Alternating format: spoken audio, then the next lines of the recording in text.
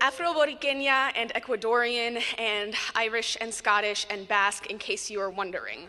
I only say because my Uber driver was also wondering. Also, my English professor, my freshman year roommate, the woman on the treadmill next to mine, a white boy in my class, a black boy in my class, the man on the Red Line train, the security guard at Target, every casting director ever, and my physical therapist. A friend once told me, you stay out the sun, you could pass. And I'm confused why anyone ever thinks I want to pass, and half the audience has just leaned over to ask, pass what? They were not warned there would be a language barrier. No, I will not translate for you.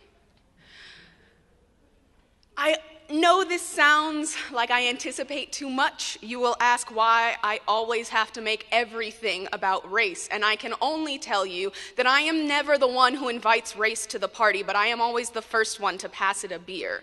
I can only tell you that the correct answer when I am asked where are you from has never been I grew up in Idaho. I can tell you a friend once handed me an article she printed out because I guess the internet was broken that day, and it features a computer-generated image of a woman with perfect tan skin and freckles, green eyes, and a blonde afro. She says, in 50 years, we will all look like this, which seems strange since I always thought in 50 years I would look like this, but wrinkly. The implication in the article was that in 50 years, racism will end when everyone is mixed because race will end, as if I am not all the pieces that make me up, as if I am some raceless miracle species, as if the cop checks where we're from before he pulls my brother and I over.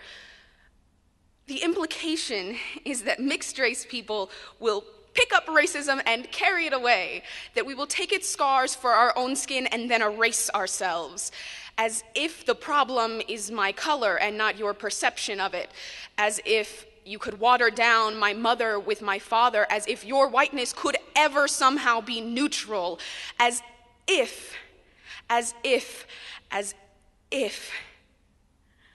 your whiteness could ever somehow be neutral, as if. See, I tried to stay neutral while writing this. I tried not to get myself worked up while I thought about the fact that Americans honestly think if they sit still patiently for 50 years, they'll wake up one morning and racism will just disappear. I tried to bleach the color out of my skin, and I tried to drain the blood out of my frantic red heart, but my bones ached with the weight of it. I could not rinse away my fury to keep from alienating you, and I certainly could not entertain the idea that 50 years of stasis would stop the earth from swallowing my people whole, so no, I cannot wash out my color for you. In 50 years, white people will not grow a black parent. Burns from hot combs will not appear behind their ears. ICE agents will not materialize in the doorway to take mama away. In 50 years, I'm supposed to end racism, and my motherlands are still in peace talks in me. The point that I am trying to make is Sally Hemings was not the mistress at Monticello. The guests did not inquire after her health. Her stillborn is not buried next to Martha's. The census did not count all 5 of her pieces. We have always been here, but the crosses did not extinguish for us. The prisons did not pour empty. The nooses did not stop swinging.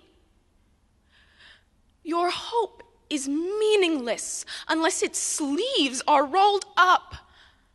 So no, we will not do it for you. Half a century will not fix your leaky roof, will not cure an infection, will not put out a wildfire. Half a century will not grow crops unless you plow the earth and nurture the seed and step back to allow it to grow. Half a century will not heal a wound unless you first remove the knife. It's been 62 years since Rosa Parks said, "Not today." Am I supposed to wait another 50 for you to lace your boots? Thank you.